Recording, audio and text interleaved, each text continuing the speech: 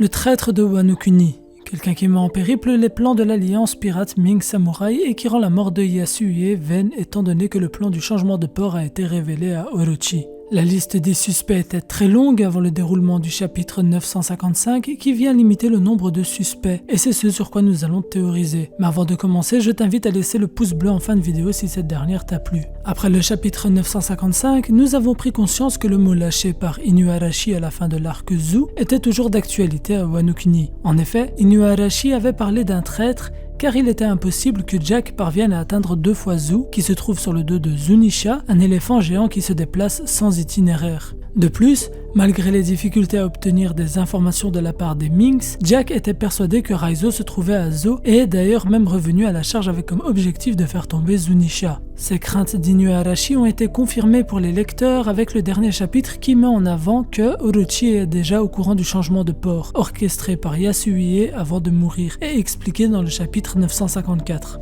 Bien évidemment, il est tout à fait possible qu'il ne s'agisse pas d'un traître à Wano Kuni, mais bien d'une capacité de fruit du démon ou d'un smile permettant à un membre de l'équipage de Kaido ou un subalterne d'Orochi d'accéder à ces informations. Si beaucoup pensent qu'il s'agit de Kanjuro ou Kinemon, à juste titre pour Kanjuro car des indices pouvant prouver qu'il s'agisse bien de lui le traître, il y en a à pelleter, je ne pense pas personnellement que ce soit le cas pour plusieurs raisons. Premièrement, les deux ont voyagé dans le futur aux côtés de Momonosuke et étaient ainsi dignes de la confiance de Toki-sama, qui savait ce qui allait se passer 20 ans après la chute du château de Oden. Pourquoi aurait-elle envoyé un traître avec son fils, un traître capable de saboter les plans du groupe de Momonosuke? Il est certes difficile de concevoir cela, mais il reste possible que Toki-sama n'avait pas toutes les informations par rapport au déroulement de la guerre entre les samouraïs et Orochi. Kinemon devrait être effacé de tout soupçon à partir du moment où il aurait clairement pu assassiner Momonosuke à Punk Hazard et ne pas demander tout simplement l'aide aux Mugiwara. Si Kinemon était le traître, il n'y aurait jamais eu de révolte à Wano Kuni et Luffy n'aurait pas les samouraïs comme alliés. Kanjuro lui n'a pas eu la possibilité d'atteindre Momonosuke étant donné qu'il a été séparé de Kinemon et Momonosuke et ne pouvait donc pas prendre la vie du fils de Oden. Mais au vu de ses accomplissements dans le clan allié, il est difficile de concevoir une nouvelle fois qu'il soit le traître. Pareil pour Raizo qui était recherché par Jack. Ainsi, selon moi, le traître peut ne pas se trouver tout simplement parmi les fourreaux rouges, mais bien autre part. Et c'est ce que je vais essayer de démontrer avec plusieurs personnages fort suspects. J'essaierai d'avancer les points permettant de considérer qu'il s'agisse du traître, mais aussi l'inverse en avançant les arguments qui prouvent qu'il ne s'agit pas du traître. Mais avant d'arriver à cette étape, rappelons les points importants à ma théorie. Premièrement, cette théorie se base sur le fait qu'un traître existe. Personnellement, je considère qu'il y a un traître étant donné qu'il nous a été teasé son existence durant l'arc Zou et que quelqu'un a dû révéler la position de Zunisha à Jack. De plus, comme j'avais avancé dans ma review, le fait qu'Orochi soit mis au courant que Hiyori est toujours vivante est un indice capital, car il n'a pas l'air de savoir qu'il s'agit de Komurasaki qu'il croit morte. Ainsi, le rapport qu'il a reçu est lié à ce que le traître a entendu et non à ce qu'il a vu. Vu l'attachement qu'avait Orochi pour Komurasaki, la nouvelle l'aurait réjoui, mais le traître, qui n'a dû qu'entendre Kawamatsu et Zoro parler de Hiyori, ne peut pas savoir que Hiyori et Komurasaki sont la même personne. Pour le changement de port dans le plan, il pourrait soit lui-même comprendre le dessin de Yasue, soit avoir entendu Kinemon en parler. C'est grâce à ces informations que nous pouvons diminuer le nombre de suspects. Par exemple, il ne peut pas s'agir des Yakuza qui étaient encore en prison durant la révélation de ces informations. Les 9 fourreaux rouges vont combattre Orochi selon la vision de Toki-sama et seront donc innocentés dans cette vidéo. Il reste quelques Minks qui, je le rappelle, peuvent guider vers Zou et auraient été au courant de la présence de Raizo chez eux. Mais beaucoup affirment qu'il ne peut pas s'agir des Minks car ils auraient su guider Jack vers la forêt de la baleine. Je me permets de rappeler toutefois qu'il s'agissait d'une entrée secrète gardée par Inuarashi et Nekomamushi et que très peu de Minks étaient au courant de cette pièce cachée. Car en effet, si les Minks étaient au courant de la présence de Raizo à Zou, cela ne veut pas dire qu'ils savaient où il était. D'ailleurs, parmi le groupe qui a été le retrouver, seuls Inuarashi et Nekomamushi étaient présents parmi les Minks. Carrot, Wanda ou Silician n'ont pas pu voir où était caché Raizo. Maintenant que tout a été mis en place, discutons autour des possibles traîtres.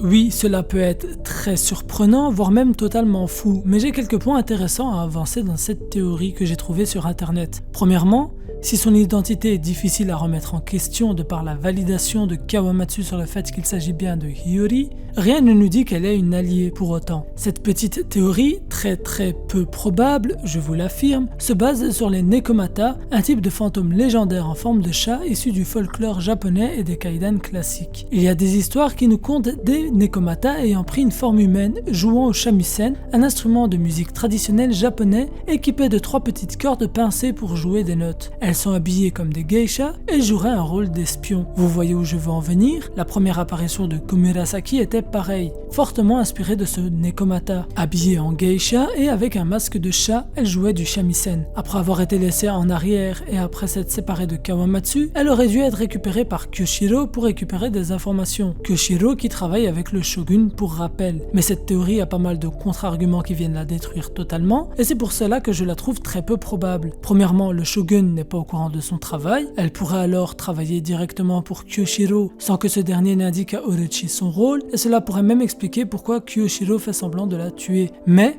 cela n'explique pas pourquoi elle a légué Enma à Zoro, espérant que ce dernier puisse blesser ou vaincre Kaido. De plus, Orochi a été mise au courant du fait qu'elle est encore en vie, et si c'est elle la traîtresse, il n'y a aucune raison de se mettre en danger de cette manière, surtout que son comportement et ses actions face à Orochi sont difficiles à imaginer pour un traître.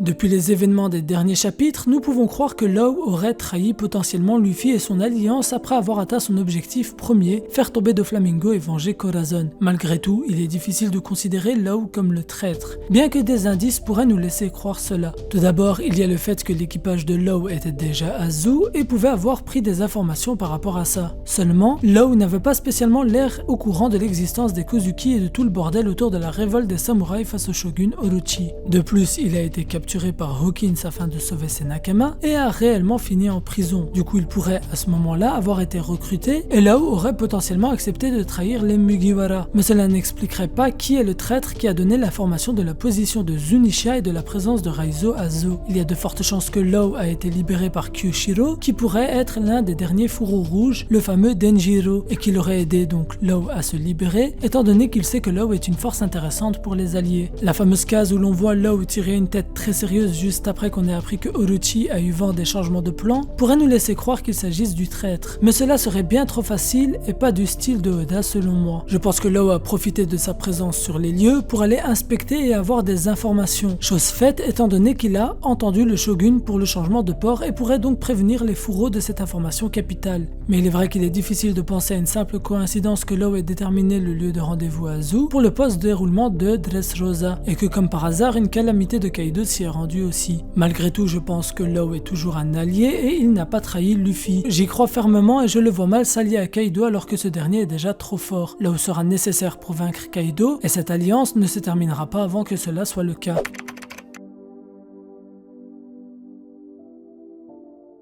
La Kunoichi Shinobu est très suspecte de par ses dernières apparitions dans les derniers chapitres. Elle est l'ancienne protégée de Kinemon, mais a critiqué plusieurs fois Law devant tout le monde. Son comportement vers Law montrerait une affiliation à l'ennemi. De plus, son nom Shinobu signifie endurer ou se cacher, qui nous fait penser premièrement à sa fonction de Kunoichi, mais aussi à son possible rôle, se cacher auprès des alliés afin de soutirer un maximum d'informations. Mais dans ce cas-là, Shutenmaru me paraît plus suspect, de par sa présence aussi bien évidemment lors de la réunion stratégique et de la révélation du changement de port, mais il est aussi le seul à tirer une tête particulièrement différente lorsqu'il apprend que Hiyori est en vie. Son visage donne l'impression d'une personne choquée et frustrée, mais encore une fois, la vision de Tokisama vient contredire cette possibilité.